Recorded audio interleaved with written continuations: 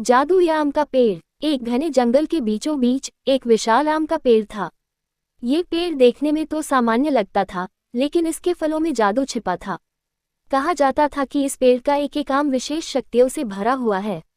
लेकिन इस पेड़ तक पहुंचना आसान नहीं था, क्योंकि वह जंगल के बीच एक गुप्त स्थान पर स्थित था, जहां तक बहुत कम लोग ही पहुंच पाते थे। राजू नाम का एक गरीब लड़का, जिसने इस पेड़ के बारे में एक बुजुर्ग से सुना था, हमेशा से इस पेड़ को ढूंढना चाहता था। एक दिन उसने ठान लिया कि वह इस पेड़ को खोजकर रहेगा। वह सुबह जल्दी ही जंगल की ओर निकल पड़ा। कई दिनों तक भटकने के बाद वह आखिरकार उस जादुई पेड़ तक पहुंच गया।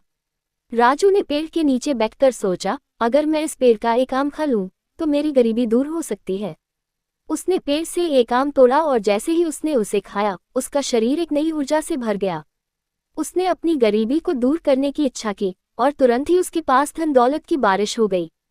लेकिन तभी पेड़ से एक आवाज आई, राजू, इस धन का उपयोग केवल खुद के लिए मत करना। इसे उन लोगों के साथ बांटो जो जरूरतमंद हैं। तभी इस जादू का सही उपयोग होगा।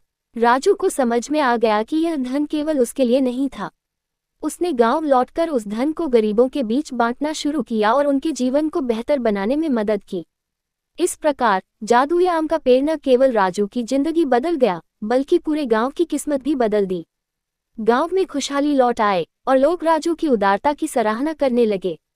राजू ने समझा कि असली जादू दूसरों की मदद करने में है, और उसने अपने जीवन को दूसरों की सेवा में समर्पित कर दिया।